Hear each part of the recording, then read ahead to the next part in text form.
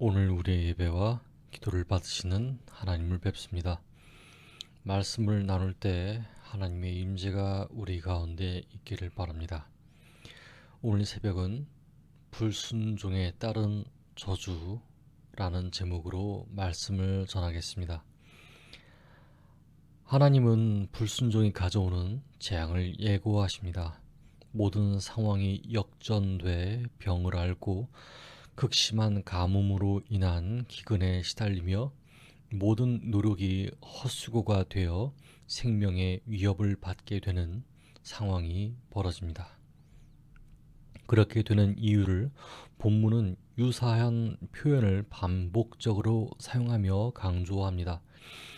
14절과 15절입니다. 그러나 너희가 내게 청종하지 아니하여 이 모든 명령을 준행하지 아니하며 내 규례를 멸시하며 마음에 내 법도를 싫어하며 내 모든 계명을 준행하지 아니하며 내 언약을 배반할진대. 아멘. 어떤 사람은 뒤에 나타나는 재앙에 대한 표현으로 보아 하나님을 잔인한 분이라고 말하기도 합니다. 그러나 성경이 규정하는 하나님의 본질은 사랑입니다. 사랑의 하나님께서 당신의 백성에게 이 같은 재앙을 경고하시는 모습에서 우리는 하나님께서 불순종이라는 죄를 얼마나 경계하시는지 알 수 있습니다. 사실상 우리에게는 이 율법이 그렇게 와닿지는 않습니다. 매 해마다 절기를 지키는 것도 아니며 그렇다고 해서 산재물을 불에 태워 드리지도 않습니다. 조각목으로 만든 법궤를 성막에 놓지도 않았으며 진설병도 없으며 대제사장은 물론이고 레위 지파도 없습니다.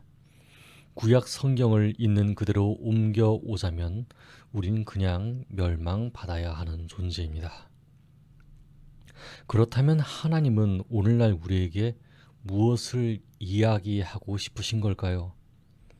하나님께서 주신 모든 계명은 하나님 사랑, 이웃 사랑입니다.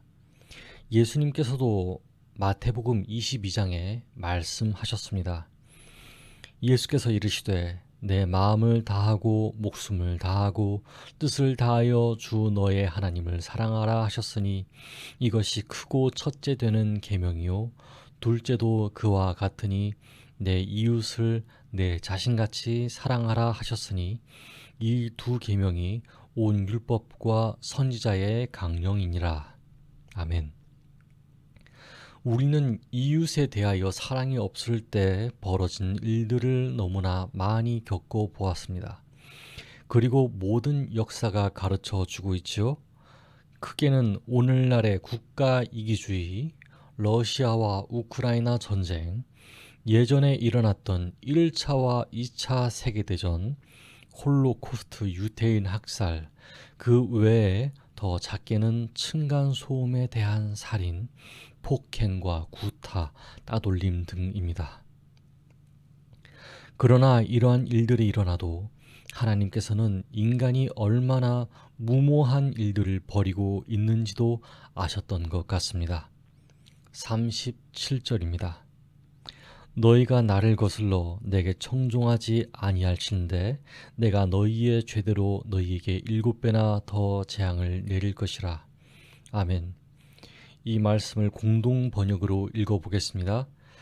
그래도 너희가 나의 말을 들을 생각을 않고 기어이 반항한다면 7배나 더 내리게 되는 하나님의 재앙은 다른 게 아닙니다.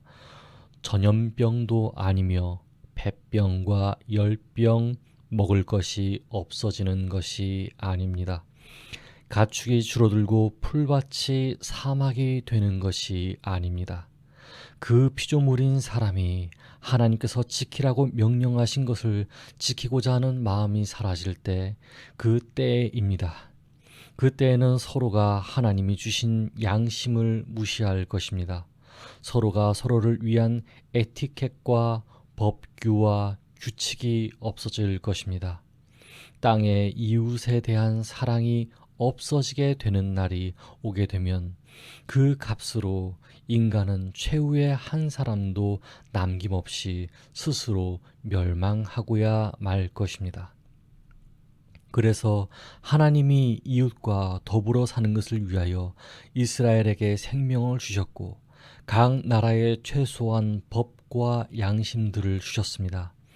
자기 독생자를 희생하면서까지 그들이 하나님의 사랑을 기억하며 살기를 간절히 바라셨습니다. 이것을 믿는 사람은 그 사랑이 얼마나 큰지 알게 되고 또 이웃에게 사랑을 실천할 수 있는 마음가짐을 갖게 됩니다. 그래서 하나님을 사랑하는 것이 우리에게 희망이 됩니다. 영원한 희망이 됩니다. 진정 하나님을 사랑하는 사람은 이웃을 사랑할 수 있습니다. 서로가 서로를 지극히 사랑하는데 무슨 멸망의 날이 있겠습니까? 오늘날 범죄를 사랑하는 사람들이 적지 않게 뉴스에 등장합니다.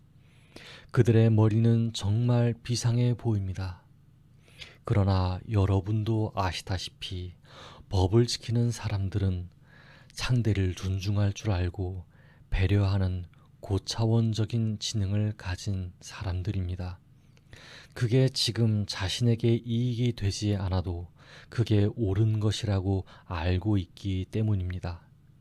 그들이 어리석기 때문에 법을 지키고 신뢰를 쌓고 상대방을 배려하는 것이 아니라는 말입니다. 그러나 죄는 너무나 달콤합니다. 이기적인 마음도 달콤합니다. 범법자와 규범을 무시하는 사람과 에티켓의 선을 넘나드는 사람이 너무나 많아졌습니다. 그래서 상처받은 사람들을 위해 때로는 이기적이어도 괜찮다는 말이 등장하게 됩니다. 그러나 이런 때일수록 사랑을 실천하는 것이 우리의 과제이지 않을까요? 최소한의 양심을 지키며 사는 것이 우리 후세대를 위한 선물이지 않을까요? 하나님께서 저와 여러분에게 함께 하십니다. 구하는 자마다 힘을 주시고 오늘을 살아가는 용기를 주십니다. 죄를 멀리하고 자신을 날마다 점검하며 살아가는 저와 여러분 되기를 바랍니다. 그러므로 오늘 새벽은 이렇게 기도하면 좋겠습니다. 첫째, 이 땅에 하나님의 사랑이 가득해지고 이웃들이 서로 사랑할 수 있게 되기를 기도합시다. 둘째, 사랑하기를 유지하기 쉽지 않은 세상, 사랑을 실천할 수 있는 용기를 달라고 기도합시다. 함께 기도하겠습니다.